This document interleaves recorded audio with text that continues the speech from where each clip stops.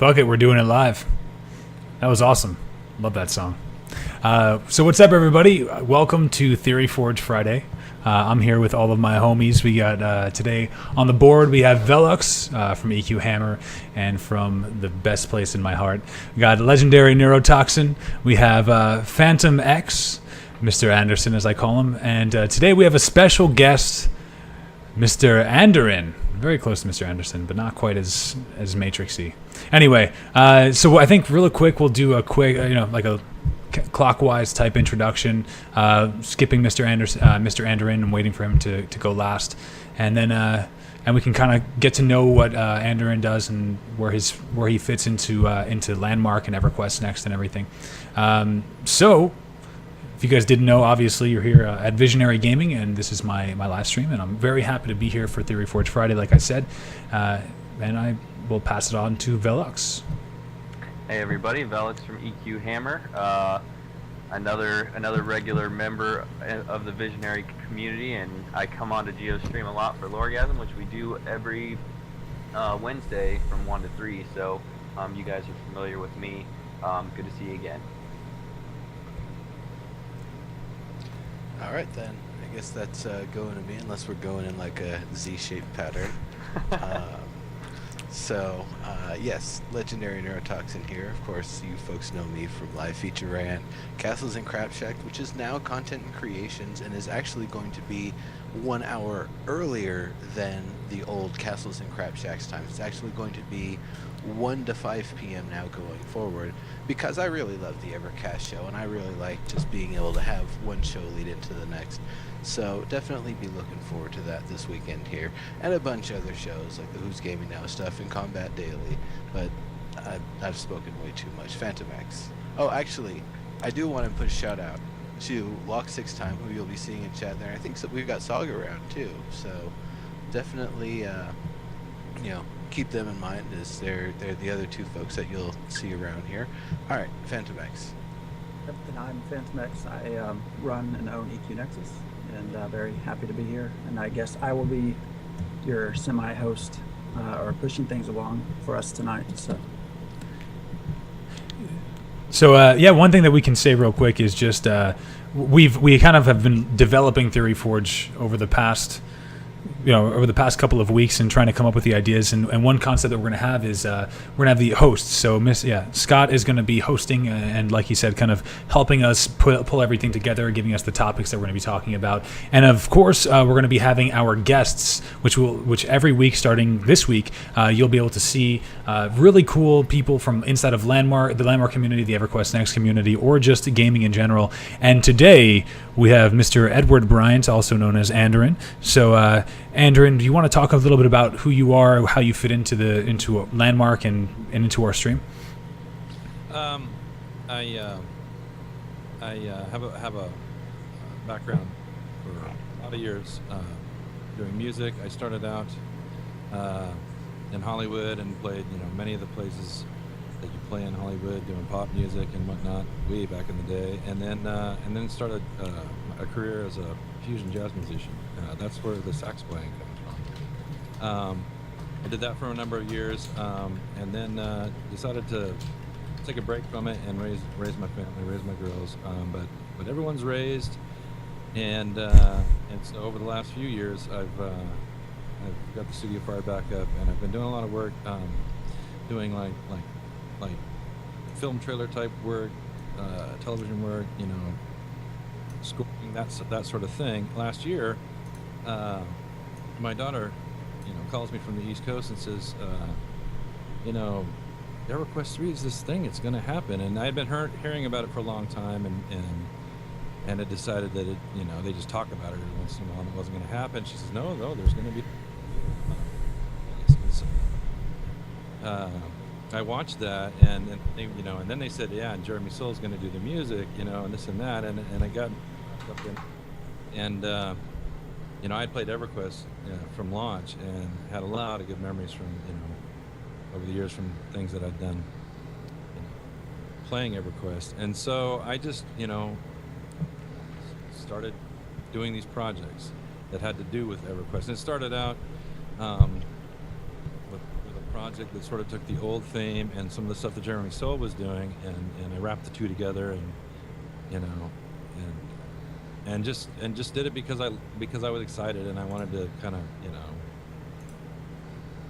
experience, you know, some of the excitement that everyone else was talking about. Wow, there's this really cool thing. It's EverQuest. You know, it's going to be neat. And anyhow, so I started with that, and then I just started doing other projects. They started doing the ebook releases on the lore, and I've always been kind of I love that sort of thing. I love reading stories along those lines and whatnot, and that got me interested. And then I started, you know, taking some of the books and condensing them and writing and scoring music, and so on. So that's some of my background as far as how I got involved, you know, in the Landmark and EverQuest community. I've had a blast doing it. I've actually gotten to meet, you know, all sorts of, you know, very, very interesting and talented people, you know, over the course of the last year. I got to go to SOE Live and, you know, shake hands and talk with all these people. I got to play, you know, Cards Against Humanity at 7 o'clock in the morning, you know, with a group of people, and just kind of ponder that. He forgot to mention making everybody's panties drop, according to Holly Longdale at SOE Live. You know, I had one of my favorite British people, you know, turn me on to a great hat store. Lots of things. Just really enjoyed, you know, the whole experience down there and getting to meet everybody and whatnot. And you know, I got to, you know, scratch a very large geek itch. I got to see all the panels. I got to talk with developers. You know, all of that stuff. I got to meet, I think, everyone on the stream tonight. Down there, and it was pretty awesome. So, all right, enough about me. That gives you some, you know, idea of my background at any rate. Awesome.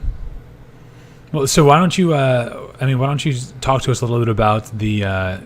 We were talking about music and how, you know, what you're doing as far as gaming music is concerned, how that can fit into Landmark and your development of your, you know, video of making this epic music. I know, actually, I can say you and I are working together to make some pretty awesome videos. If you guys didn't know, I'm actually going to be releasing some videos for hopefully as often as they release weapons, and I'm going to be working with Andoran for many of my YouTube needs, and he's going to be giving me this incredible, actually what you heard in the beginning of the show, right? That was the score that you've made, or that was the soundtrack that you made for the sword video. So those kinds of things, and so you're helping out, you know, with the streamers. I'm sure you're helping out some other people as well. Didn't you say that you got to meet up with Jeremy Soule and kind of talk to him about a couple of things as well? I did. One of the things that's come up over the course of the last year, and my doing some of these projects, was the fact that, you know, Sony has this system for allowing players to create certain types of content, you know, and then have it distributed inside the game, the player studio stuff. And people had talked about the fact that they may be able to do something, you know, along those lines as far as music goes, you know, that you could have your own personal, you know, music for acclaim, for this and that. And so that's been a rumor for quite a while. That interested me greatly, that sort of thing, you know, with Landmark especially being the type of thing where, you know, they're going to give you all these tools to go build your own thing, right? Your own, you know, game space, whatever. It seemed like a, you know, like a good idea to be able to, if you wanted to, you know, create a mood with the music that you use, you know, for that space too. I did get to talk with Jeremy Soule and Dave Georgian both about, you know, that very topic. Jeremy, you know, he got pretty animated. I have to give a shout out to Alex, because he was doing an interview with Jeremy and got to talking to him about me, and one thing led to another, and I had Pentapod and I think it was Michelle Cagle walked me back to the press room, and they brought him out, and we got to talk for quite a while, and that's part of what we talked about. Jeremy has had, you know, people who started out with just, you know, a YouTube channel or something like that, do, you know, versions or covers of, you know, music that he's done, especially for Skyrim, and do massively well with it. Lindsey Sterling and Maluka, and, you know, artists like this have taken his work and done things with it, whether they've written a lyric for it or or just reimagined it, and gotten huge traffic on it. And so that sort of thing greatly interests him. He really likes that. He likes for creative people to be able to do that, and the way that he would talk about it is, you can vamp on it and this and that. And as the conversation progressed, he got to talking about, that there's some way for people to be able to. He talked about it like a portal through the game, some sort of way to be able to promote things like that, through EQN. And we were talking about it, and then about that time, Dave Jorshin was scooting by on his scooter, and Jeremy stopped him and brought him into the conversation, and we all three started talking about this sort of thing. He did also talk about, possibly it's not going to happen soon, but he did talk about maybe functionality to where instruments inside the game space will actually be able to be played, like Lord of the Rings Online. I mean, that's something that they've been able to do in Lord of the Rings Online. I don't know if it was from launch, but it wasn't long after launch. And so he talked about, possibly trying to do something like that. So, there's that angle, and that interests me. I did get to talk to him a little bit about, what in our business is kind of a hot topic, and that is procedural music generation for games. But that sort of thing is still in its early stages, and some of the people that are working on it, they don't speak about it that much because they're still working on it, and trying different things and whatnot. But Well, I've seen some games actually do a little bit with procedural music. Yeah. I can cite a few indie games that are in a pretty complete state and do a pretty good job with it, even if it's kind of a selection of clips and not truly procedural, like in the way that I would think it could possibly be done. But it's definitely something that I've been seeing, starting to come up more and more. Didn't mean to cut you off. Please continue. Oh, no. In fact, you bring up a very good point. Up to this point, when you talk about procedurally generated music, that's what it is. It's clips. It's different. It's different length clips that are being written so that they can be merged together, and sound like they go together. Right? Eve started doing it, I want to say, more than a year ago. And at this point, that's where a lot of the focus has been, is to think of ways to have the software sort of randomly assemble these clips, these different pieces of music based on what you're doing. If you're having a battle, then it does it that way. If you're out in your farm and tending your field, it's pastoral music. All of those kinds of things. I really like the idea of having the procedurally generated music, because it almost, especially once they get it tweaked and built properly, it almost makes it to where you're going to get more music in the game, and not just more music in the game, but more varied music. Because basically most games you're listening to the same tracks, repeating, and some people just end up turning that down or off, depending on if they get tired of hearing the same thing. But having the procedural generation is going to keep it real fresh, and it's going to create some interesting music opportunities.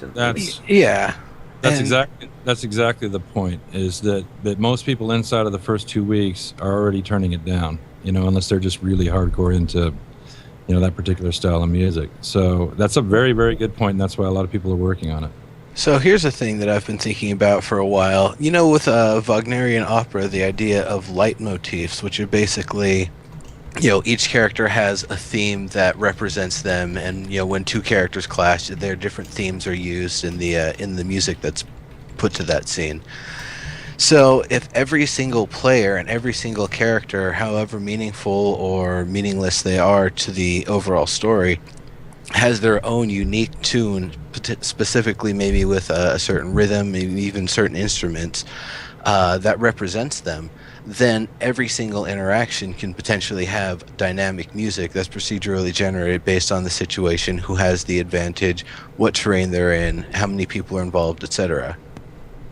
No, it is possible, but But as far as how it's procedurally done, that's the key, right? I mean, because music, unless it's allegoric, or in other words, there's lots of ways for an orchestra to make sound that isn't very structured, right? But when you start talking about being able to so in other words, in a scary movie, you're hearing all sorts of noises and sounds and things like that, you know, that wouldn't be so hard to do. But if you wanted a melody and you wanted a certain rhythm, you know, and things like that, then to procedurally generate it, you know, would be a trick. It would be a trick to do it and have it based on just what you're doing, let alone what other people are doing as they add to the scene. I know League of Legends has been talking about this concept for quite some time.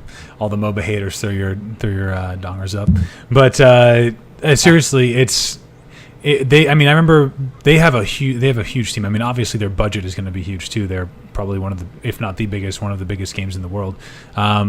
But they're trying to do something where it's going to be a lot easier for them because their matches are kind of the same thing over and over again. Like you go into a game and you can kind of know what to expect through the entire game mode. But they're trying to kind of, depending, I think I think if I remember correctly, it was depending on the speed of the game and depending on how much like damage, different amounts of things that are happening throughout the game. Maybe capture points are being taken at like a very high rate. They want to kind of speed up and slow down the music according to what's happening. And so in a MOBA, it's like I said, it seems a lot easier than an MMO, but I still have to think that it's going to be something that that can be possible. You know, to make it as epic as it needs to be, and then on top of it, you know, one thing as a DJ, as a former DJ, and as a music producer, it's like I dabble in music production. I think that over the past couple of years, the amount of like the kinds of filters and the kinds of echoes and the kinds of transitioning just between like music has gotten to a point where like you can kind of I feel like you can just use a filter. Use like filters extremely effectively to help ease and transition into different music styles, and especially in a game, I don't think it'll be as noticeable as if you were like sitting there in a nightclub. So, do you think that like with all the unique filters and with the technology today that we have with sound design, that will have a big part to play in our ability to have this procedurally generated music? I think it's possible. I think that I mean, Dave Jorson talked about some of the holy grails of, you know, MMO design for people, you know, that score, you know, these games, and for game designers too. This is another holy grail. Nobody's really, you know, managed to pull it off, other than, like I said, being able to take different length clips and do it. And that's a good start. That's a way to sort of mix things up. But, you know, at some point you're still going to hear, you know, the same clip used in the same situation, I think, right? To have it actually randomly, you know, procedurally generated is a holy grail. I don't think anybody's been able to do that yet. So when you say, I mean, so are we, because like I think the procedurally generated, I think can be looked at in two ways. You can look at like kind of procedurally generated from like the core concept of every note in our, you know, like you can kind of have these arpeggios that come into play and just kind of like change the sound, you know, the different sounds that you use. And that's, I guess, like the true version of procedurally generated music. But what about if we just took it a step back and we're like, you know, even just the music very much has like loops, you know, not necessarily like the sounds themselves and the instruments themselves are being procedurally generated, but the loops themselves are kind of being added into different scenarios that would work for that particular feel. Yeah, that's what, that when we say, you know, clips and whatnot, that's what you're talking about. You're talking about loops, and so the idea would be that you have a large loop library, and it's the sort of loop library that you can randomly assemble these loops. And have it sound musical, right? And not have it sound like, you know, oh, well, that's one loop and this is a completely different thing, and so on. You can do it in such a way because, you know, one of the things about music is that, you know, there are many different keys, you know, in music. You know, you start in one key, you can't just slip into, you know, a completely jarring different key. It would have to, you know, be able to differentiate that. So that's part of what people are already starting to do. That's sort of what they were doing in Eve. I don't follow the indie game, you know, scene nearly as well as some of you guys do. So I'm not you know, aware right now of, you know, indie game type stuff where they're doing this. But what I'm speaking of, what would it be interesting to see if anybody does this? So basically, just start assembling music based on on what you're doing and not running it up. So in other words, when they generate these islands and landmark, there are algorithms for how it's done. They have a generalized rule set, and then they say, okay, so let's just procedurally generate these caves, and it does it, and it does it randomly. And I think it would be fascinating if somebody were able to do something along those lines with music under a general rule set, but have it generated there on the spot and not have it be a loop library. That's epic. That'd be an epic concept. Yeah, I I mean, got to see a. Go ahead. Go ahead. Oh, you go ahead. I was gonna say, I just think about like a three-dimensional spectral analyzer and how that would try to represent the or be used in the process of trying to represent procedural clips and stuff. And that's the only analog I can think of that kind of gets close to building the procedural tunnels as building music in a kind of physical way. Because music is something that it's something that is more of a temporal thing. It's not a physical object that you can interact with.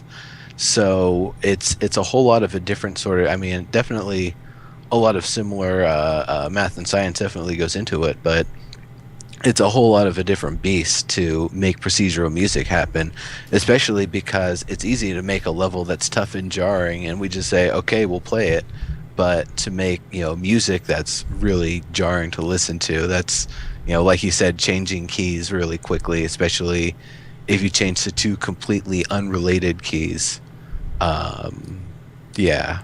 A lot of the chat is saying the chat has been kind of having this tone of, I turned off the in-game music and I turn on Pandora, or I turn on whatever else. And I think I don't necessarily always blame them, but at the same time, I think that's what the game developers want to try to combat. They don't want that to be the case. They want you to be, music. They want you to basically be fully enveloped and immersed in the game, because it really does take away from the experience to be fighting a giant monster but listening to 50 Cent. It's just something that just doesn't add up always. The reason, why do we do that anyways is because, we want to experience a certain mood, maybe we're feeling a certain way. We just want to kind of groove and chill as we game, or, we want a certain mood. So, as music gets better, as game music gets better, and, procedural music being this, movement towards that, is the more in tune they can get it to where when we're in the mood of the game or the feel of the game, and getting the type of music that we would want to be listening to, it'll minimize the amount that we're doing that. But people are still gonna put on freaking whatever music they want, 50 Cent to go, harvest in their chill zone. I don't know. I think the real conclusion here is that we need to get 50 Cent to collaborate with Jeremy Soule. Yeah. I don't know about that. Jeremy Soule, the Band-Aid on his nose, or something like that.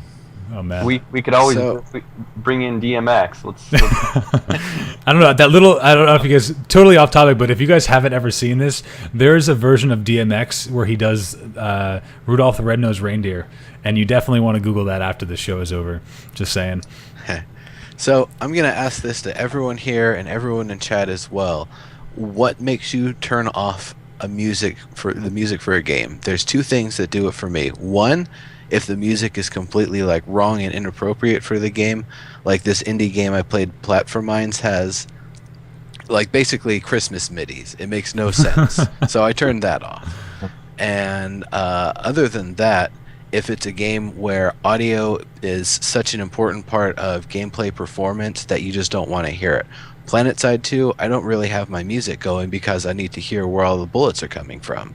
Other than that, I pretty much keep the music going for the games, especially when I'm streaming.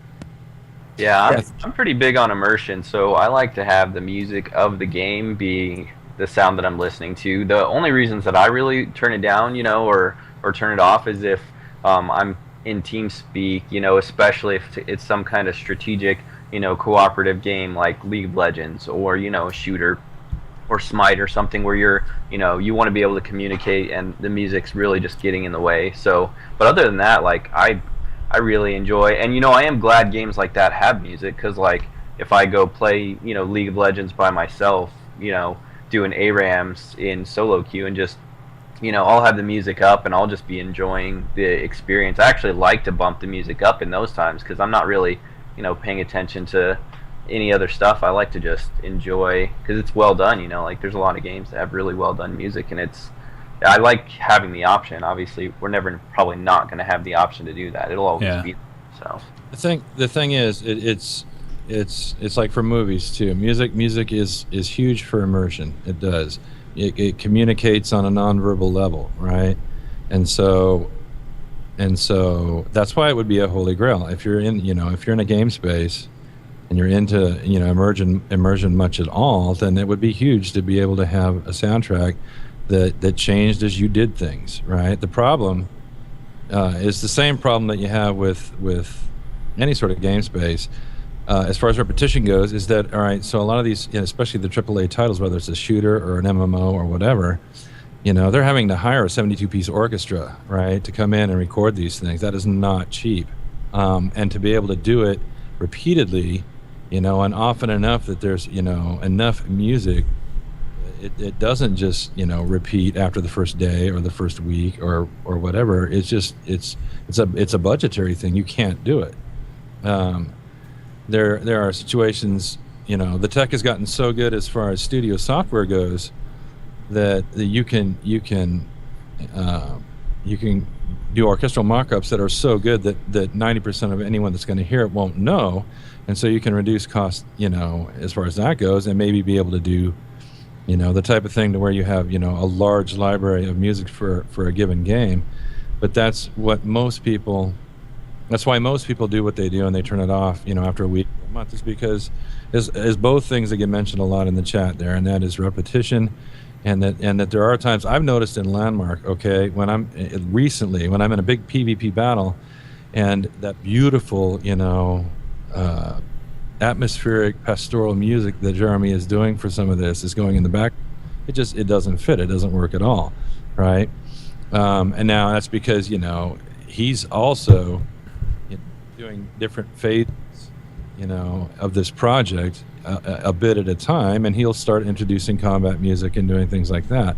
But the point is that you run into situations in the game where you're going to get that, where it's not really, suitable to what you're doing at a given point. It's because it's just this generic soundtrack, the soundtrack that's running in the background. I'm going to get on my esports hype train real quick, because an interesting concept though, like as I've said, I used to teach kind of people who are looking to be competitive inside of a PvP environment. And one big issue and one thing that I had to tell people was turn off your music, because it's funny, like it's one thing when you're playing an MMO and you're trying to be immersed, but it's actually funny when you're playing games, and this is a completely different side of things, and sometimes you get too immersed. So you start to, like, people would be listening to this, whether it's outside of the game music, let's say, like I said, some sort of techno trance song, and they would entrance themselves in the game, and they're not thinking to their fullest potential, or the game track is getting extremely hyped up, so they're sitting there and they'll just, that's where you get, like, either you get a pentakill or you lose the game for your entire team, in specific, for MOBAs and stuff. And with Landmark, I do wonder where that's going to come into play for all of you guys who do PvP out there. My suggestion as a PvPer and somebody who really values like theory crafting in PvP, turn off your music when you're playing, and it'll make you a more clear-minded person as a PvPer, but it'll take away some of the immersion. So yeah, for me it's mostly just the repetitiveness and what I'm doing. If it's something that I'm grinding for a long period of time, I don't want to hear the same music over and over and over. It's already boring enough. Now, obviously with Landmark and Next, hopefully there's not going to be a huge grind, but usually it's just, if it's dull and just repetitive, it's off and something else is on. Do we want to move on to some of the other topics we were kind of thinking of, or do you want to stay here? Or? Let's go. There's one last thing I wanted to say. If I hear a repetitive soundtrack long enough, I'll start to try to make up words for it, and that's a bad thing. So, all right. Legendary neurotoxin freestyle incoming.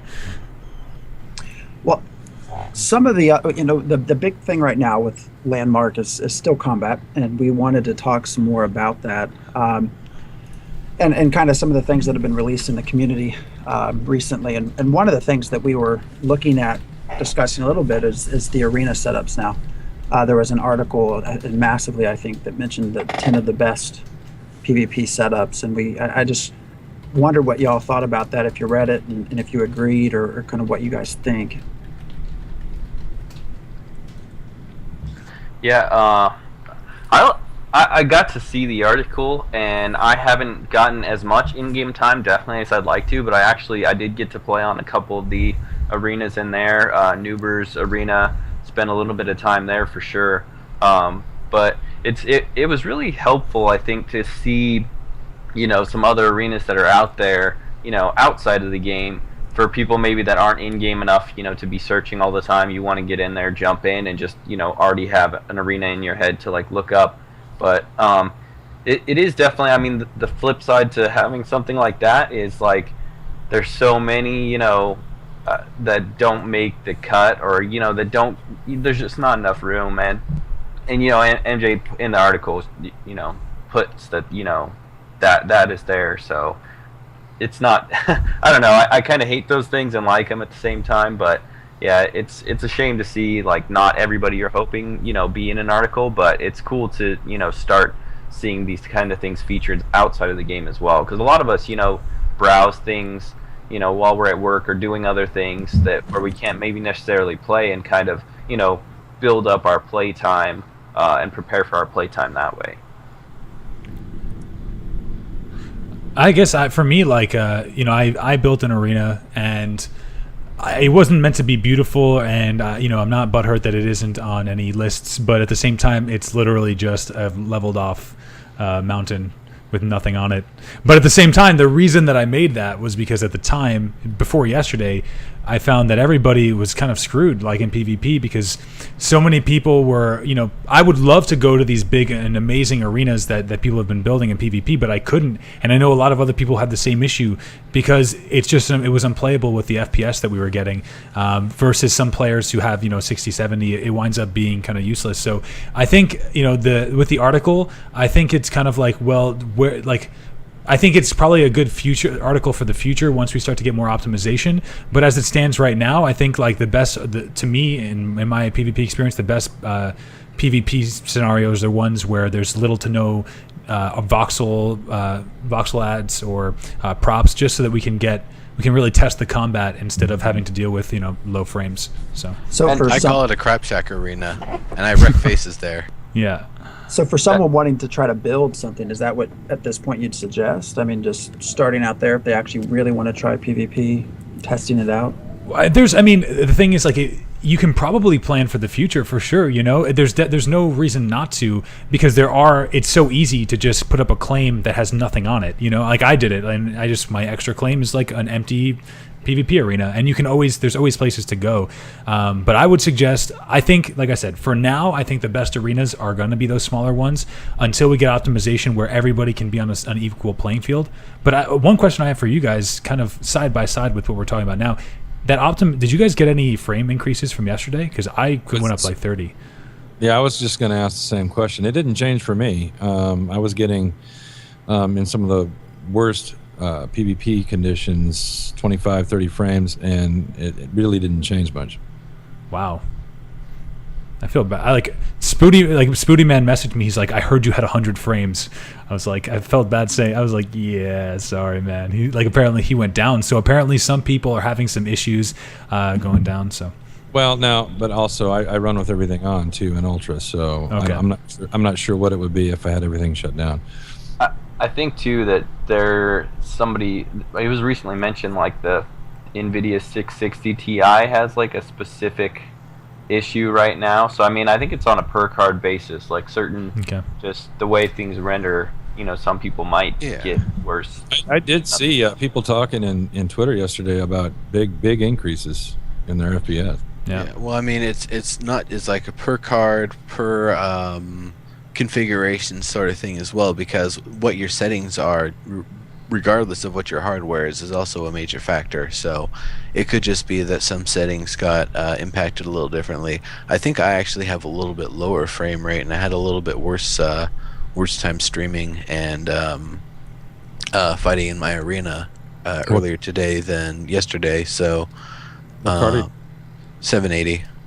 And I'm on a 770, and I really didn't see any difference.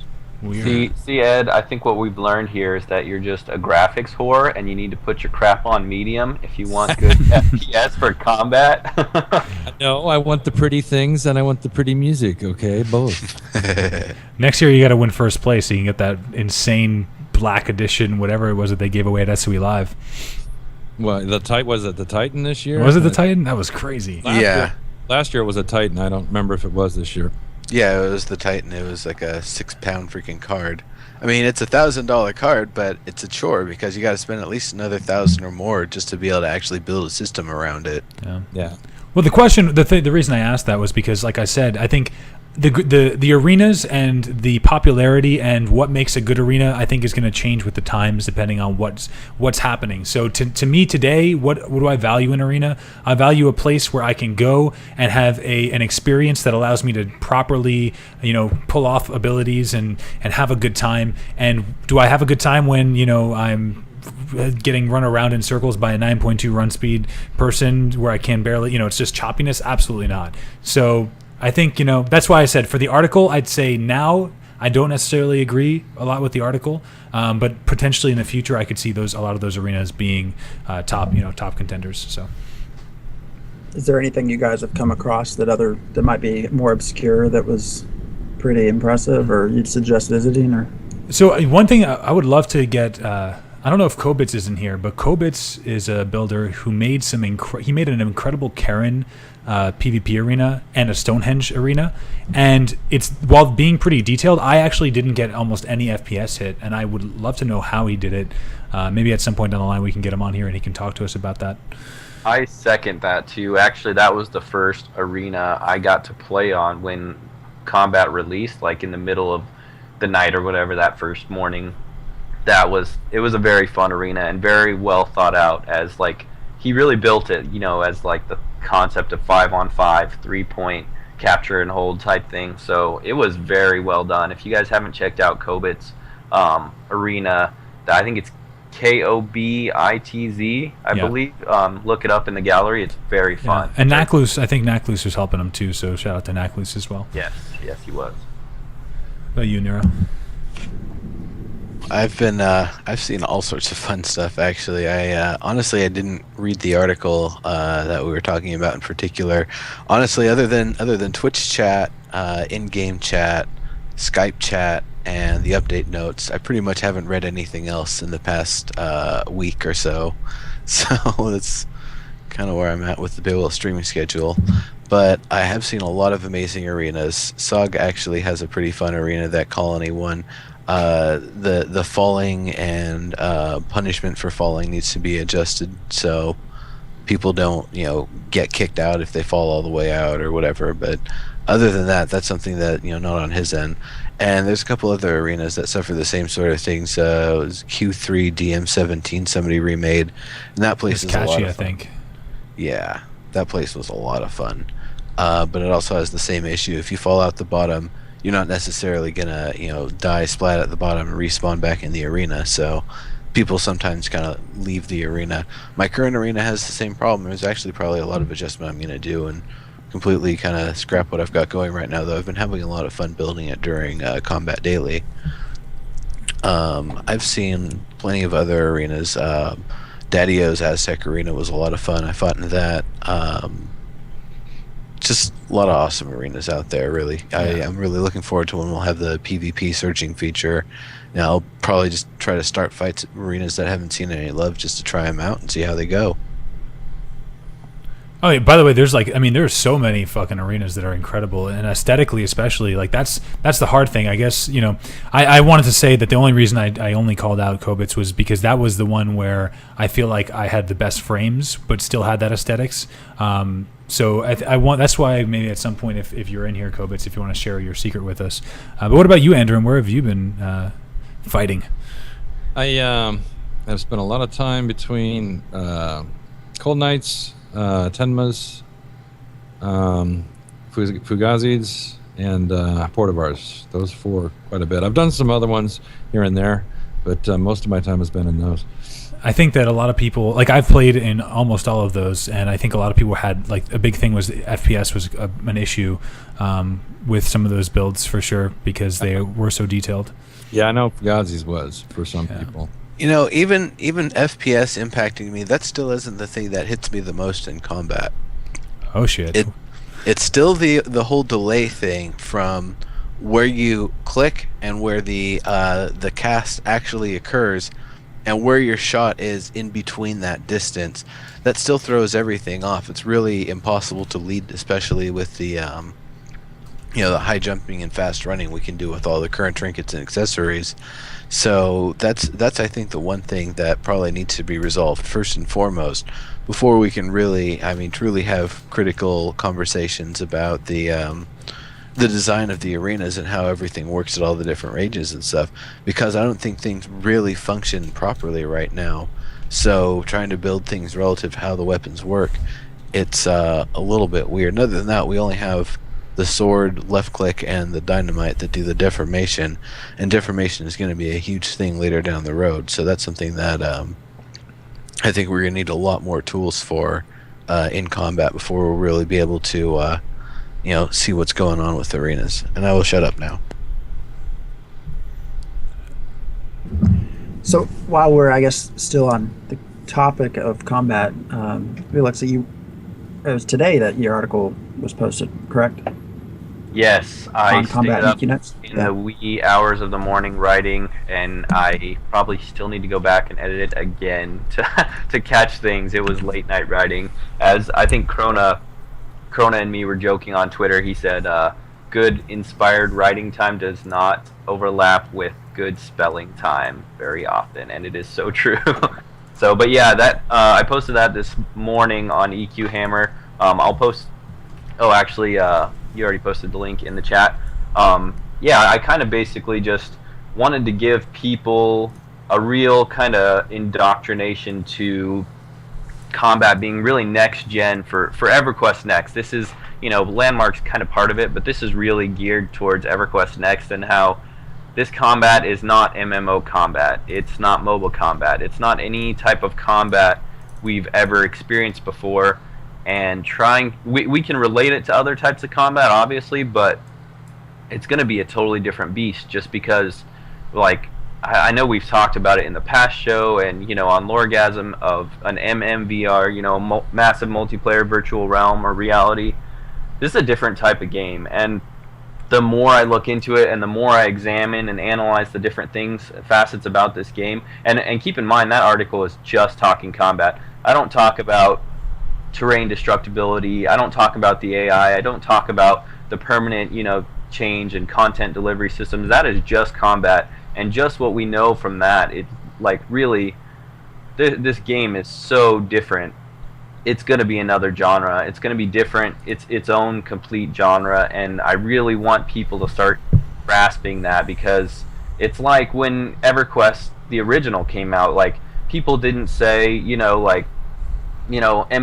RPGers or mud gamers or people that played all the different game genres that were out at that time. They didn't look at EverQuest Next or EverQuest the original and be like, "Oh, this is a terrible, tabletop RPG." Like, it was a different game, and like I think that's, something that we'll see as we get further along in the process. I think people are going to realize more and more that this really isn't an MMO in the way that other MMOs have been made. So, but it'll take time. It's going to take time for people to get that. But yeah, that's one of my goals, as I'm writing things and trying to help people understand, because it really is. It's just so different.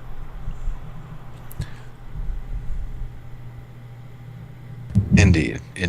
I concur. I would say right now, though, the current state of PvP, it's basically an arena shooter sort of thing. It reminds me of Quake and Yeah. Unreal and those sorts of games in a good way, not in a bad way at all, in a very good way, because we have such control over being able to make the arenas and what we can do with them. And oh yeah, destructibility, which other than Red Faction, most games really didn't have at all, other than a few gimmicky scripted destructible walls.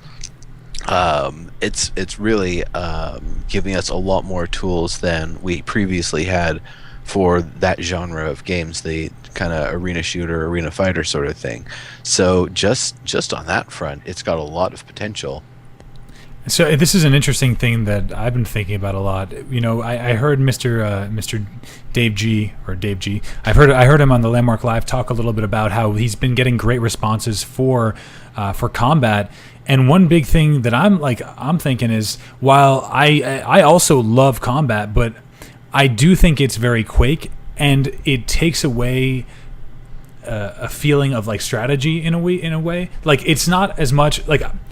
My ultimate view of what combat is, and this is of course a personal thing, a personal opinion, is that I would love to see less speed, more strategy implemented into Landmark. And they've said for sure that they want to that they're going to make it as twitchy as possible. They want to tone it down, but I also at the same time see that so many people are giving them this good feedback. So I wonder, are they going to kind of stick with what we have, or are they still going to try to do their best to kind of tone down the speed?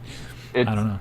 It's interesting that you bring up pacing, because I actually, while we were at SOE Live, I got to talk with Jeff Butler, and we specifically talked about Terra and its skill-based combat, because Jeff was saying that he got to play Terra in one of its original forms before they really slowed everything down, and the pacing was really fast. He said it was like way more fun, and he said that when they slowed down the pacing, the game wasn't as fun. So I know they definitely have that in mind. I think, this whole open development process, they're going to experiment with. I expect to see them experiment with pacing. And right now it is kind of fast. So I would be curious to see if they're going to start going to something a little bit slower and more strategic. Because I would like to see it less about just running around spamming your abilities, and really having to be more strategic, knowing you're not going to be able to get your right click ability up as quickly or something like that. Didn't Dave work on PlanetSide 1 and Tribes? Yeah. Tribes too, for sure. I don't know about PlanetSide. Here's a thought. Why wouldn't they be able to tweak combat to where, if you're doing PvP type stuff, you have a fast pace, right? If you're doing something else, more of a PvE type of thing, then you have a different sort of pace. Well, I think, okay, so here's my take on it is, and Locke actually said it perfectly, fast pace is good, spammy is bad. So fast pace, I don't think anybody here would argue against fast pace, because a lot of us like the combat. But what I find now, and I said that I would talk about it for 20 minutes, but I'm only going to talk about it for 1 minute. But I did win. I've been winning a lot of competitions, and I've been beating I've won a competition, and I've been beating a lot of people, and I'm doing it by spamming. And I don't want it to be like that. I want to beat people, and I want to play a game where I have to think more and be less reactive in a way. So I don't love bunny hopping all over the place, and I don't love that is really what is largely creating wins, is people who bunny hop all the time. That doesn't feel MMO to me. That feels Counter-Strike, Quake. I don't love the fact that it's people are I tried kind of being more spammy with some of the weapons, and I tried being more accurate, and it almost felt like it didn't matter. Being accurate wasn't much better than being just spamming my staff. So I mean, and to an extent, I should say. So with that all being said, I think that there does have to be that fine line of speed with reasons to stop for a second and think about what you're doing, and not just know that if I muscle memory wise just keep doing these same things, I'll be number one and come out on top. So Yeah. And all of these things too kind of really beg the question, for the traditional MMO player, or people that are coming to Landmark because it's an MMO, is combat going to be too much for them, too intense? There's a lot of skill-based systems. There's a lot of infusions of different genres that I talked about in the article I wrote with, trading card games and FPS and all these different things. So what do you guys think? Do you guys think that it's going to kind of hurt the MMO players' experience? When I was reading your article, and you're right, you didn't even go into the AI and the destructible terrain, is are they doing too much? Is it going to be just too much for the average person? I could see potentially that being a problem. I didn't know, we'll see. I mean, Yeah. I kind of like that's how I feel. Is like I want it to feel like an MMO. I don't want it to feel like Quake. But I think that it's a cool concept, and I would like to see it there, but just not as intense. I definitely think there's a lot of potential to let us be the ones to help with the fine tuning, to give us more advanced rule sets that we can provide to define people's health and armor and regeneration rates and movement speeds and all of that sort of stuff. Even the rate of fire for or rate of being able to continue attacking for various weapons by category, since they were talking about working with that sort of stuff, and basically let us try to find the perfect balance for combat in Landmark. And nobody's going to have the 100% right answer, but I think a lot of us are going to be able to find different formulas that'll work pretty well and give a lot of people an advantage, or a lot of people the ability to kind of level the playing field if they're not as experienced. And it's not the thing that sucks is like it's not right now. The speed is not really. It's not like an advantage that even comes from practice. Like seriously, sitting there and spamming that button, that space bar, gives you such a head start or such an advantage as far as dodging. It's literally just knowing that you have to do it, and that to me is not a good mechanic. That's not a mechanic that feels. And it's not, like Locke. We've heard Locke say it multiple times. People are not going to like that EQN isn't like their old game, or like an old game that they played. And I definitely disagree with. I definitely agree that will happen. But I at the same time think that it needs to not be. It doesn't need to try too hard to be a new game at the same time. Like it can borrow a lot of the great things from older styles of games, but still have some sort of this directional and awesome fast-paced combat. So how do we? I guess the questions are, how do we find that happy middle ground? We eliminate. For me, we eliminate bunny hopping as a core mechanic right now. I mean, weapon swapping is huge. That's a big question. How does weapon swapping play out in the end? So. I think another thing too, we'll probably need to be careful too about how much we overanalyze, because also, I mean, I was just thinking as you guys were talking about how we are only looking at 3 weapons, so as they infuse more weapons into it, there's going to be and I was really thinking too about the keyword system that they want to add, which is a major component of combat, especially in EverQuest Next, but even in Landmark, as how it relates to your items, how they affect your build. I think that's definitely going to add a lot more strategy and minimize some of the spammability, I guess, of attacks, I would hope. But yeah, I think the bunny hopping, with movement being such in any skill-based game, movement is going to be your most valuable commodity and resource, because that's how you dodge attacks and take no damage. So I mean, it's your mitigation tool. So they're definitely going to need to balance how we can jump and how, I mean, maybe taking some energy resource by jumping. Right. I think something like that needs to happen, because if you're going to have an energy mechanic, jumping should play a part in that. I would think. And a lot of people default to the there's only 2 abilities, and it's too early, but I don't agree with that at all. I think that this is why they gave us these most basic abilities or basic weapons with only 2 abilities, so we can test out the core balance of what combat is. And if right now with only 2 abilities, jumping is so seriously broken, then in the future I can only in my logical with logical thinking, I feel like it can only get worse. Because you'll just have more abilities to miss based on their jumping.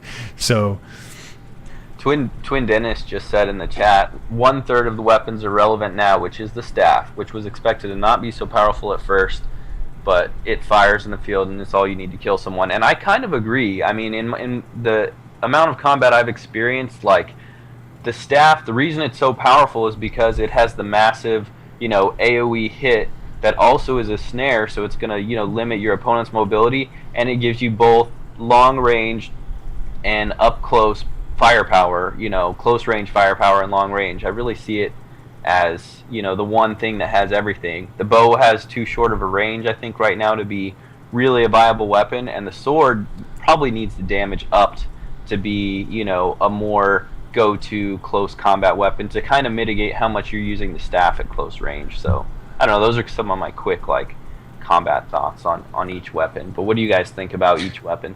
The sword definitely has the most armor and has the ability to give you armor back, so it's a very defensive weapon.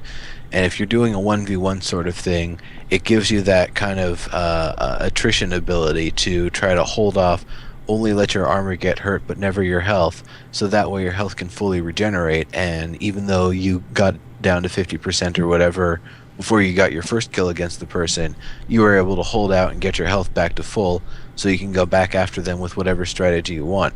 The other thing is, especially in the Crap Shack arena, whenever I would spawn at a spawn point opposite the other person, or likewise they would spawn at a spawn point opposite of me, I would use the bow, immediately try to hit them with the sniper's mark, and then push them away so they couldn't get in range with anything, not even the staff, until I started missing a whole bunch.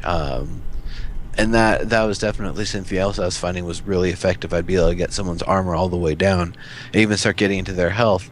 But then, of course, when things got really low, especially when my own armor would get low, I'd switch to the staff, because if you have 100 armor or less, you're not losing any armor to switch to the staff, and it's such a destructive and powerful weapon.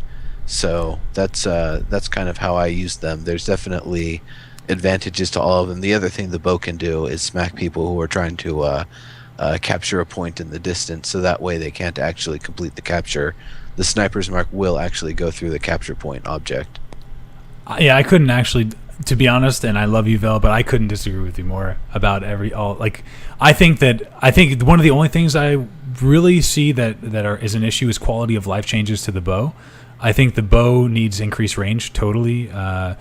And there's a couple of really cool animation stuff that I could see them doing with the bow type concept, but with them being the first weapons, I don't require it. I'm happy with the way the weapons are, and I have been able to. I'm actually making videos of all the different weapons and kind of going through their functionality and how to use each weapon to counter the other weapons. I believe that there is currently a rock, paper, scissors theory, and that it exists, and I use it every single day when I fight, and I generally win my games. So,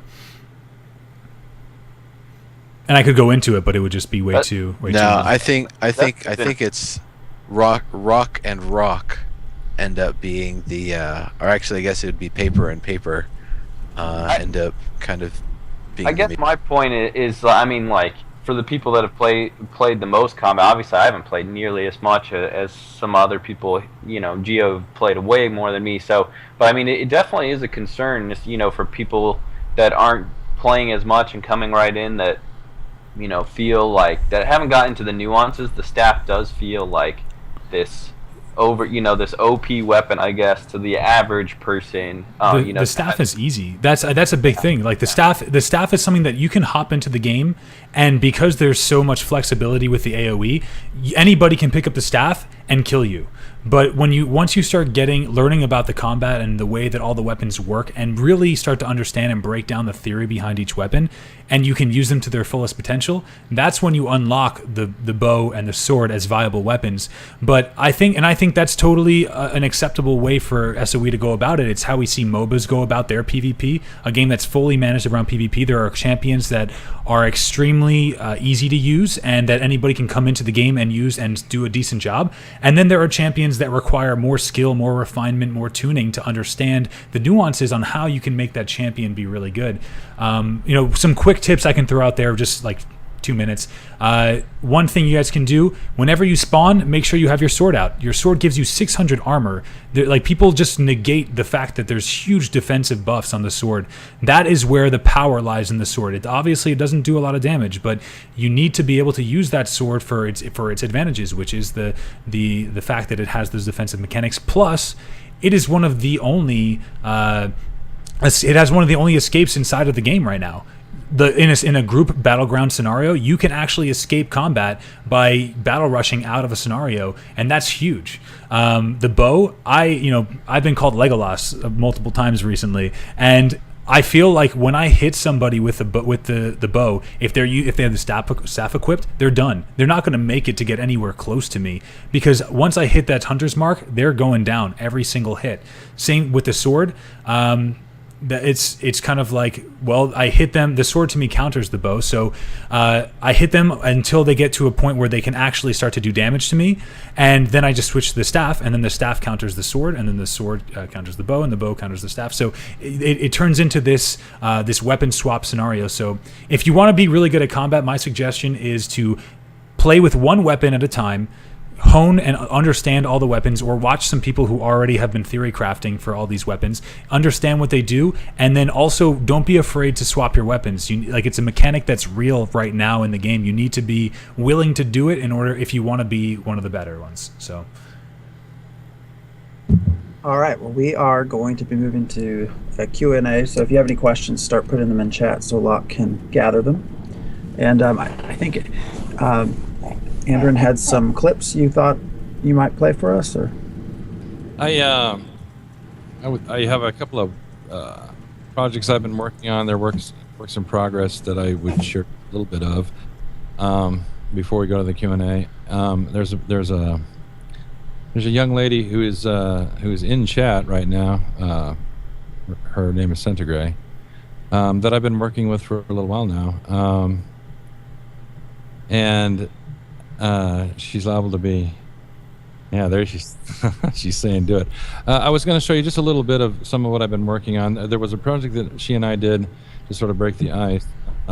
She sings amazingly, and so as a beginning project, I did a score of a piece of music from the Lord of the Rings, from the last movie that Annie Lennox did, called Into the West.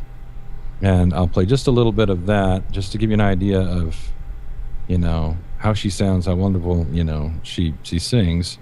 And then I'll play another little piece. Her and I both have been working together recently on EverQuest-related projects, one of which is another one of the lore-type projects where it's having to do with events that take place at the end of Last Night of the Tyrdahl, where the dark elves, the Tyrdahl, have went through the portal into the Umbra, and what happens then. So, without further ado, let me. This is the Lord of the Rings piece. See if I have it cued right. Let's see.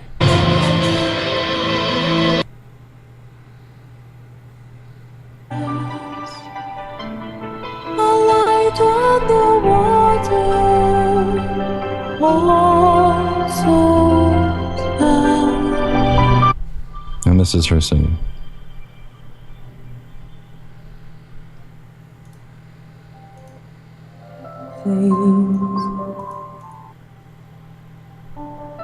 Into the night,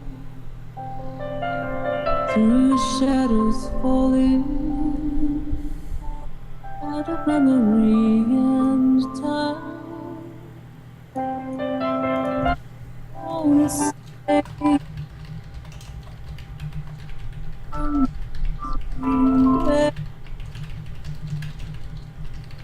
What's your we'll meet again, and you'll be here and now, just sleeping. What can you see on the horizon? to the white coast call.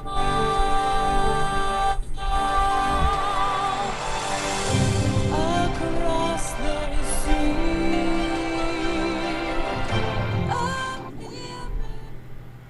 Okay, so that's part of that project. That'll be released here pretty soon. Been working on visuals for it and whatnot, and I actually got a little more involved in some of our current projects, but that is going to be coming. And then the newer project we call In Darkness Born. It's this lore project having to do with the Tyrdal, and it sounds like this. And she's done some singing over this. In more of an operatic type style. I have to watch the level on this. This gets pretty big. I also have my sound bar up just in case things get crazy, so I can tune it down. All right.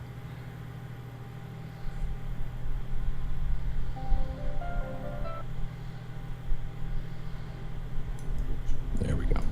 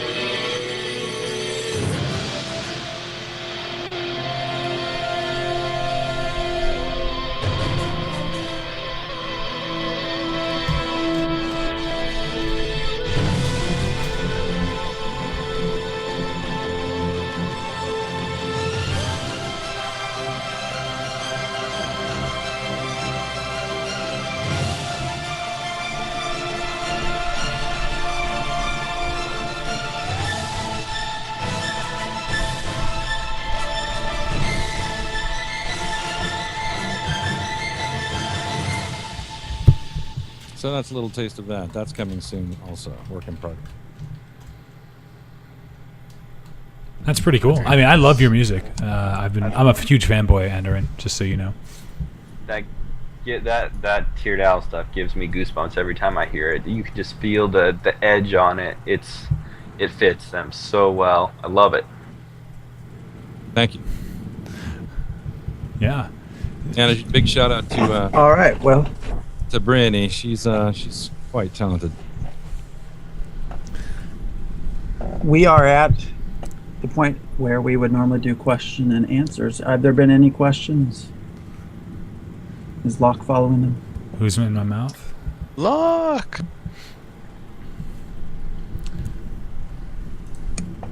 Law, where are the questions? Or actually, I've kind of been watching. I haven't really seen. Yeah. Well, one thing that I saw that chat was talking about, what I think we could maybe jump in on, is the concept, like we've talked about this a lot, people are, like, the concept of what the devs are going for, what they've said they're going for accessories, because that's huge right now.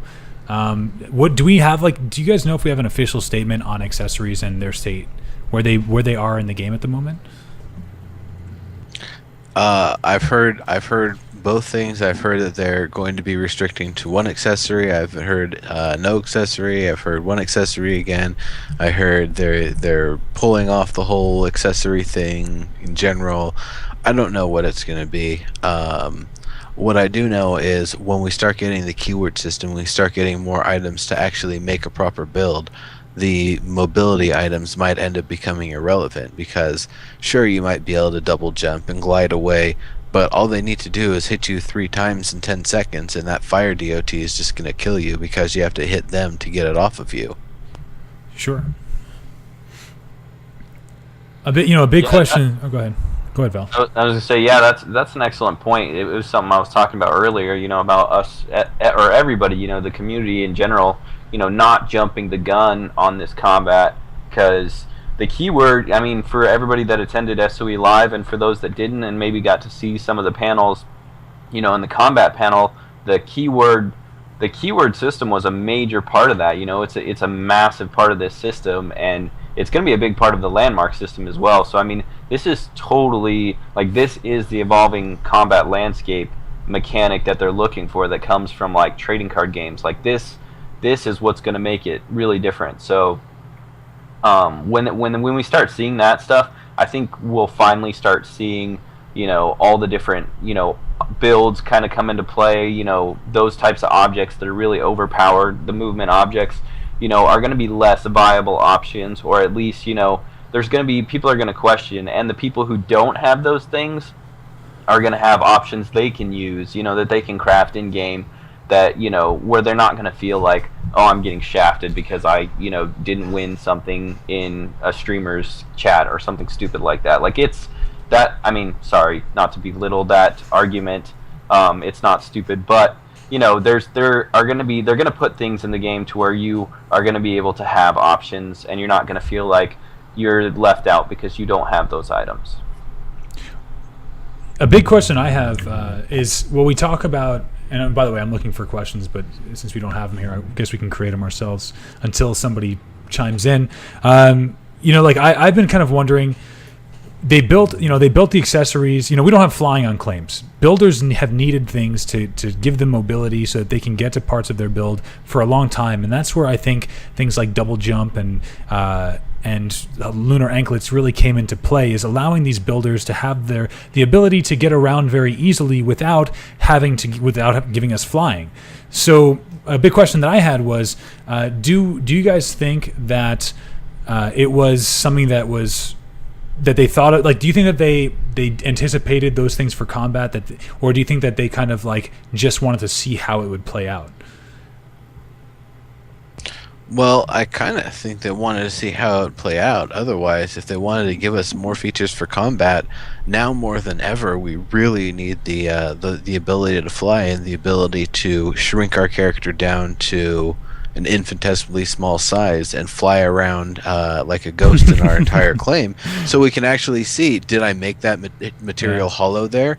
Did I actually put metal inside those columns, or are they just stone? Because that makes a huge difference when someone's chucking dynamite around everywhere, and, you know, someone just blows a column away that's protecting a a capture point that you're supposed to only get in from above. Yeah, I think they just really needed to get some combat in, so they probably didn't have time to, you know, figure out exactly how all of these other things are going to interact. You know, that's my thought. Is they needed it in and kind of get the basics in, go from there, and knowing there would be a lot of problems. But I guess that's the point of doing it like we are. So. Yeah. We have our first real question for Andoran specifically. Where do you see music best fitting into the game? Curious of your opinion. By Romsil123. Where do I see my music fitting in? The thing that I've been interested in, at least to start with, is whether or not they go ahead and decide to add some sort of functionality to the Player's Studio to have people be able to record original material and then put it on the market. It's, legally speaking, they could simplify things by just making it a requirement that you have, the documentation when you submit. I would simplify that. Otherwise, they've got to, come up with some sort of algorithm, and that sort of thing gets a little complicated as far as being able to tell if, somebody has the proper licensing when they submit or not. But I think that for Landmark, at any rate, that would be, a perfect type of thing to be able to do. They're allowing people to play with the tools for every other part of the game, right? And there are, believe me, many talented musicians that would just get a huge kick out of being able to, produce music for Landmark and then offer it up and say, here it is, would you like it? That would also be another way to have the music in Landmark, situationally anyway, as far as your claim or whatever, continually change. Right, and people can come by and say, "Oh, what do you have playing now?" It could work out as far as situational. In a if you have like a little PvE claim set up. Cut out, Andrew. You could have music that conveyed that. So that's in the near term how I could see something like that work, is being able to do something like that. It's pretty sweet. I think that any way that they could probably give people the ability to go onto Player Studio would be awesome for them and for the people that are involved in creating. So, I think it would be too. I think that because they make a percentage of anything that sells on Player Studio, and as long as they could work something uncomplicated out as far as the legalities and the licensing go, it could be a boon for them. It really could be. It could be something that the people have been having so much fun, designing their own PvP arenas. If you threw that into the mix too, I think people would have a blast with it. People would have, come check out my arena in this mix. I've got, that's awesome. these things going on. That would have been my question for you too, is just how the legalities, like if you create a track and they put it in, do you own that? Do they own that? How with the building, obviously they own that. It's their game, but Well, no, but they could license it, right? They don't have to own it outright. They could license it, right? Well- and make a percentage. There are already laws established regarding that sort of thing. So there are federally mandated, minimums that are paid to the artists. All of that sort of thing has already been worked out. So I think that the main issue for them would be having a system to where, up front you could be able to tell if something had the proper licensing, rather than having a system where you have an algorithm trying to decide whether or not you have the proper licensing and muting you or shutting you down or taking it off the market or whatever. That could get a little interesting. So do you think it would be a player studio thing? Or, we have an echo from Mandarin. We do. When Lenuro's talking, it's kind of echoing through your Skype. Is it really? I don't know how it's... Nero, try it again. All right. Do There you we go. think that it would be a player studio feature for fans and players to be able to get their music in, or do you think it would have to be a completely different system? I see it as far as these legal checks being something that could happen prior to submittal to Player Studio, through customer service, in a standard format, right? You submit a form, you email them to a certain email address they have for the purpose, and once they see that you have the proper document, then you can upload. I'm not sure what the functionality is now as far as there's sort of an approval. Is there any sort of approval process as far as some of the stuff being submitted for Player Studio in some of the other games, or do they just submit PlanetSide 2 has a much more intense process for actually getting the items in.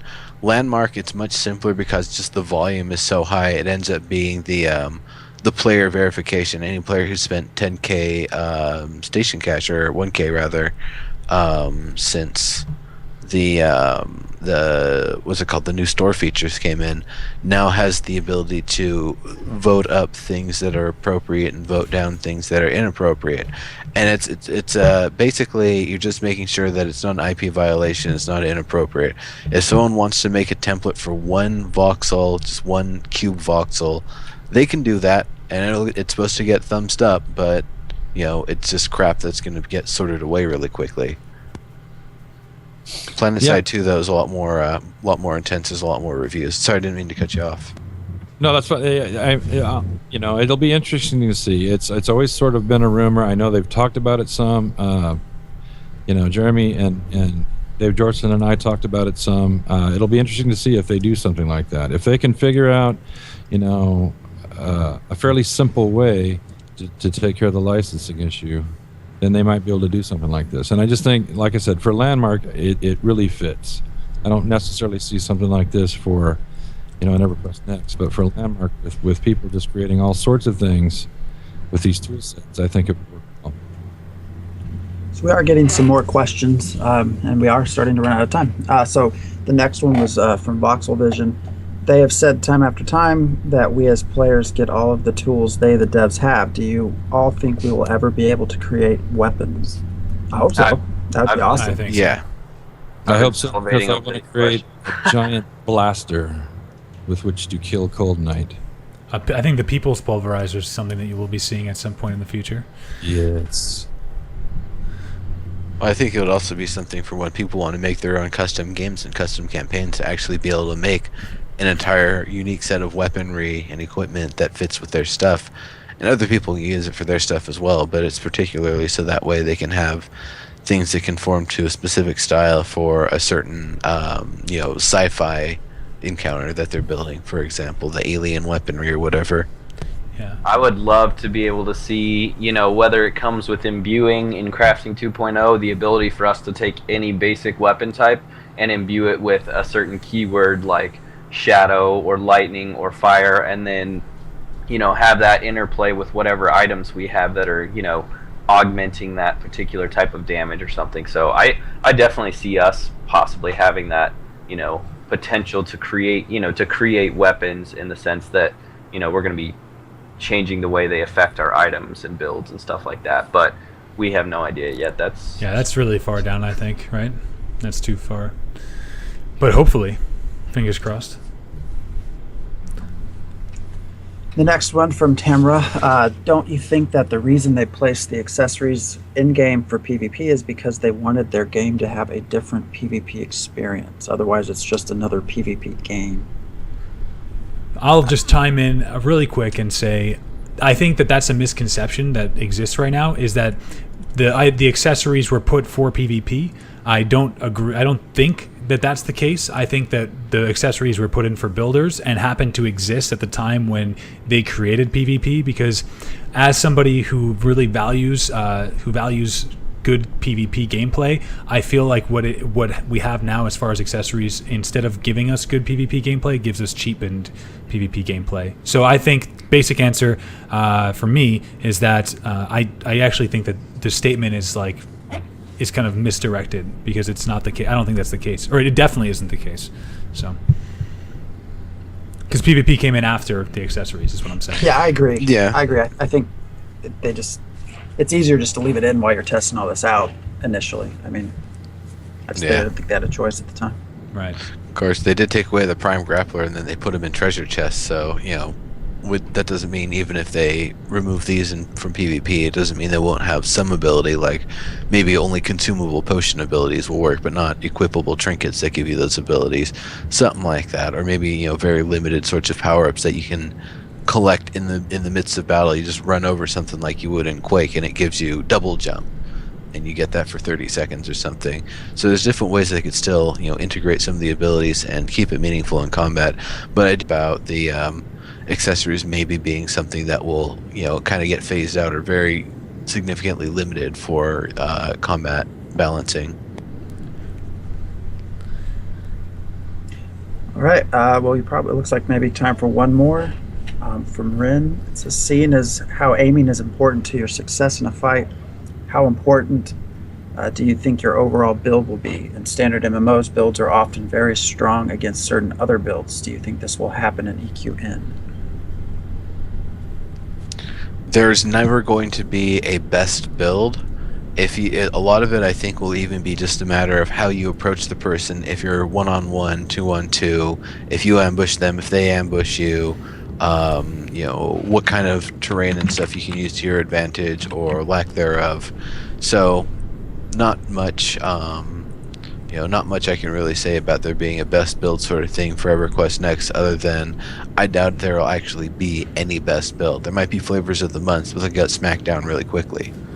I think that's, we were just talking about this earlier, where we were talking about the staff being overpowered. Like, it's not so much that anything's going to be, best build, as far as it's going to be, maybe this is just whatever is the current, meta, whatever feels the strongest or most easily accessible, or, it's wherever the majority of players are at in their, level of mastery that might feel like, oh wow, this is the, best build, or this is the best way to fight right now. And and the way that it's going to evolve, this is something that I kind of went into on the article for EverQuest Next. The way that it's going to evolve is when you start getting 40 classes with 4 abilities each. When we start going that route with Landmark and adding more weapons and all these abilities in, you're going to see the emergence of something that in MOBAs we like to call a hard counter, where you're going to have a certain OP, maybe some champion or maybe some class or ability weapon is OP, but it's going to have a hard counter right built into the game, where if somebody's whipping that out, you can just whip out the hard counter, and even though that item's OP, it's weak to a specific, other weapon or tactic or something like that. So it's something that we should see as it progresses. We should see less of that feeling of, an OP build or anything like cookie cutter stuff like that. The other thing I think of is I mean, we're talking of PvP right now. We've not at all, PvE is still down the ways, and when it comes to builds, the wild card I think is it's going to be the AI. I mean, how does that all fit in if it's going to be so? How does it change? Well, I think it's like really easy though, because what it comes down to like largely is PvP is it's the hardest thing to balance, and is the hardest concept when it comes to fighting, because you can't account for what another player is going to do. And especially even with building, we've seen these players do incredible things that the game company SOE did not even think was possible. So if they can account and figure out how to balance the players and their crazy minds and what they can come up with, then really what it comes down to is the AI is going to be just a much more toned down version where they can create scenarios that will exist perfectly how they envision it in their mind, but still give the PvP its chance to shine and be what everything it needs to be. So actually, I'm hoping AI is going to be more complex than a player, that you can actually make it, same skills, same abilities, but essentially the dark sim, the perfect player that is near impossible to beat, and you have to have impeccable timing and tactics to have a chance, sort of thing. I definitely see that being something that's possible. It's actually kind of an interesting thing with AI balancing, is a lot of times it's easy to make it too difficult, an AI that's way too difficult to beat. And one of the marks of designing a good AI is being able to make it stupid enough that it's beatable, rather than it just knows the rules of the game and wins. And keep in mind, this isn't like a mysterious thing that we already know. The developers have said that they're going to have game types where there will be AI infused with PvP. So we're going to see the infusion of PvE and PvP to where they're not mutually exclusive like you get in a lot of games. You're going to get the ability to, on your claim, have both, active, smart, intelligent AI running around affecting your PvP combat. So there's definitely a lot of ways that things can get shaken up in that, to that effect in the future. Hey, somebody said, who is it here? Fran Sweezy says AI with bunny hopping. I guess that's like a really good way. What I'm trying to say is that like players can find these ways to get around, can get around the game restrictions or the gameplay by creating these random strategies that I don't think SOE had in mind, like bunny hopping for winning. So it's all AI with DDoS scripts. That's awesome. So it's like that's I think what I was trying to say is just that there are certain things that I don't think they would put in AI that players can still do to totally put combat on its ass and change the whole meta. I think that having a lot of people shit talk MOBAs, but I think MOBAs have the best PvP style of combat, period. And like Vel talked about it before, they really believe in the whole. There might be something that's overpowered, but regardless of if it's overpowered, it still has that hard counter, and that to me is a key to great PvP. So, and that's how I think it'll work with the keywords like you talked about. Lots of head nods. Love that. Well, I think it's unless we have any other questions, we're getting pretty close to the end of the hour. In fact, it is the end of the hour now. Yeah. Well, what do we want to finish it up then? Let's call it for the day. Yeah. Let's. Did we ever talk about boats? Boats. I think that was the first question. What Ed did? Boats and Landmark? Next time on Theory Forge Fridays. Next episode. There's your teaser. Come see what we're all about. Boat. All right. Yes. Let's round table it out then, and everybody can talk about what's coming in the community. Since we have all these different communities on this show, it's one of the best parts about the show, I think, in that we have all these different communities coming together. So go clockwise around from Geo with what you have going on this week. Absolutely. Well, today it was a pretty big day here at Visionary Gaming. We had we had our Indie Gala and then Theory Forge, and then tonight at 8 p.m. Pacific we have Friday Night Fight Club, which was extremely successful last week, and we had a lot of fun.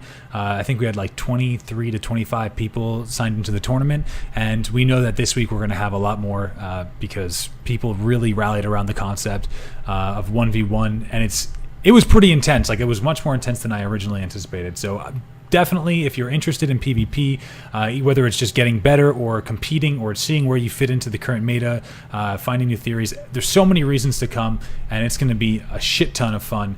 8 p.m. Pacific at Visionary Peak. And then, yeah, you guys, Monday through Friday, 12 to 8, if I can't, as long as I'm not feeling sick. So that's it. All right, moving on. Let's go clockwise, I suppose. Andoran. As far as what I've got coming up, I've got the projects I already mentioned. I'm doing a little bit of work with Giovanni on some of his videos, doing some ambient music and some cued music for some projects that he's doing regarding each of the weapons. There'll be some other things coming up that way. I did want to say that if PvP and Landmark was beard based, then Giovanni would be at a distinct disadvantage. You need to be working on there. We already talked about my beard. My beard is not on my face. It lives somewhere else. His beard is in his heart. Yes. I don't know. You should get that checked out. That doesn't sound healthy. All right. Moving along clockwise, then, Velix. Why don't you? I want to, before I go into me, I definitely want to everybody give a shout out to our two other awesome hosts who aren't on cam this week, Sog and Lock 6 Time, that have been manning the chat and keeping things rolling for you guys and interacting with you guys. They have stuff going on as well, which they're going to be posting in the chat this week, so check out their stuff as well. For me on EQ Hammer, I kind of have my weekly columns with Making Worlds, talking game design, meta theory, and the War Report, which is all combat all the time, 24/7. Okay, not really 24/7. It's once a week. And then I'm going to be starting this next week. Will be the very first inaugural article for Community Consensus. So I'm going to be interviewing somebody from the community and talking about SOE Live on a specific topic every week. So I'm really excited about that and looking forward to sharing all that with you guys. So that's what I've got going on, and I think it's you next, Neuro. Yes, indeed. So I do a lot of streaming, switching up the schedule a little bit, and I'll have that posted probably tonight.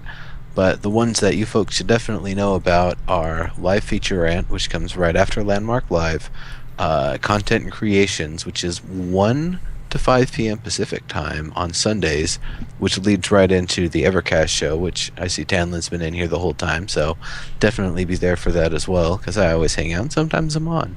And of course, Combat Daily, noon to 2 during the weekdays, and on the weekends it's going to be 10 to noon to make room for some other stuff, and to make sure, of course, that Content and Creations can be when it is. So that's most of what I'm up to, and then there's a couple other things here and there. Just check out the schedule when it's posted. Passing it over to you then, Phantom X. Oh, actually, one more thing we should probably mention. Next week, I keep on doing that one more thing. Next week we're going to be over on Sog's channel, if I'm not mistaken. So definitely, if you're not already following, do be following Sog, and we will be over there for grand old time next week. Passing it over to you, Phantom X. Yeah, we're just still going to be around trying to show off all the builds and pictures and events and things we can, get everybody connected and giving away free stuff as we do it. So,